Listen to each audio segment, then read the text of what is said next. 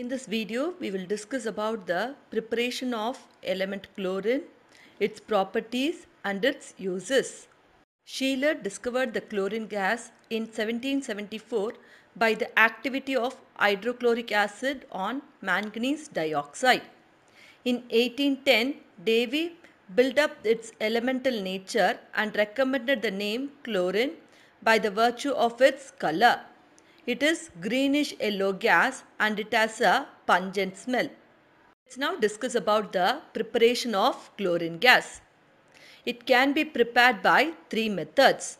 The first method is that when manganese dioxide is treated with hydrochloric acid, we get greenish yellow chlorine gas. The second method is that when common salt, that is sodium chloride, is treated with manganese dioxide and concentrated sulfuric acid, chlorine gas will be produced. And the third method is that when hydrochloric acid is treated with potassium permanganate, we get the chlorine gas. Now let's move to the manufacture of chlorine. Chlorine can be manufactured by two processes, namely Deccan's process and electrolytic process. First, we will discuss about Deccan's process. In this process, chlorine gas is manufactured by the oxidation of hydrogen chloride gas in the presence of cuprous chloride at 723 Kelvin. Electrolytic process, chlorine gas is obtained by the electrolysis of brine solution, that is concentrated sodium chloride solution. Upon electrolysis of concentrated sodium chloride solution, chloride gas will be liberated at anode. These are the physical properties of chlorine. Let's now discuss about the chemical properties of chlorine. The first chemical property that we are going to discuss is the reaction with metals and non-metals. Chlorine reacts with a number of metals and non-metals to form chlorides. For example, it reacts with the metal aluminium to form aluminium chloride, and it reacts with the non-metal phosphorus to form phosphorus trichloride. Next chemical property is a reaction with compounds containing hydrogen. Chlorine has great affinity for hydrogen. So it reacts with compounds containing hydrogen to form hydrogen chloride. For example, it reacts with hydrogen sulfide to form hydrogen chloride and sulfur. The third chemical property is a reaction with ammonia.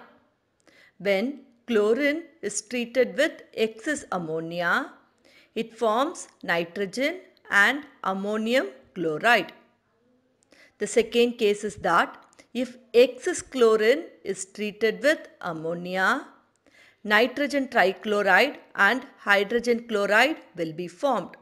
The fourth chemical property is the reaction with hydrocarbons.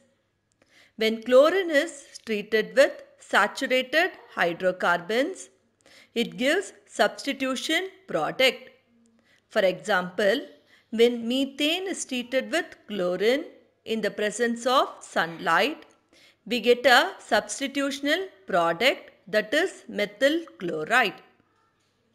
Another case is when chlorine is treated with unsaturated hydrocarbon, it results in addition product.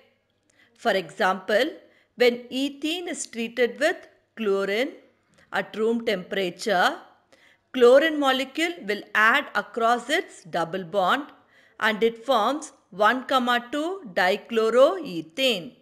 The next chemical property is reaction with alkali.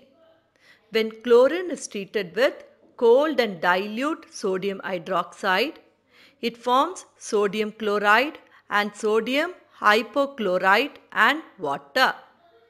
Whereas when chlorine is treated with hot and concentrated sodium hydroxide, it forms sodium chloride and sodium chlorate and water. And when chlorine is passed through dry slaked lime, that is calcium hydroxide, it gives bleaching powder. Now let's study which is responsible for the oxidizing and bleaching property of chlorine. We know chlorine is readily soluble in water. This chlorine water can dissociate into hydrochloric acid and hypochlorous acid. Hypochlorous acid is HOCl.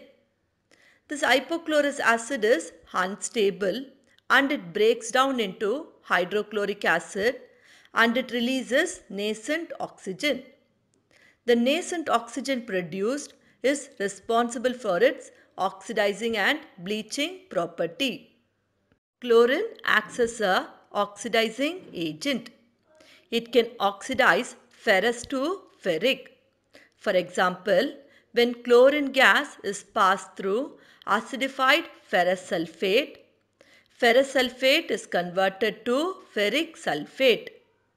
And when chlorine gas is passed through sodium sulfite, that is Na2SO3, sulfite will get oxidized to sulfate, SO4 2-.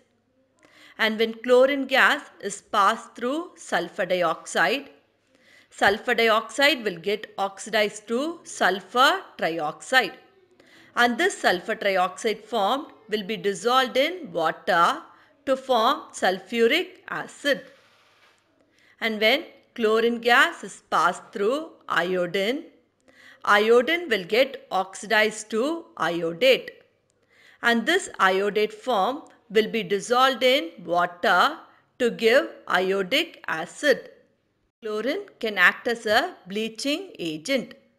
The nascent oxygen produced when chlorine is dissolved in water can turn the colored substance to a colorless substance. These are some of the uses of chlorine. Students, kindly practice these questions in your notebook.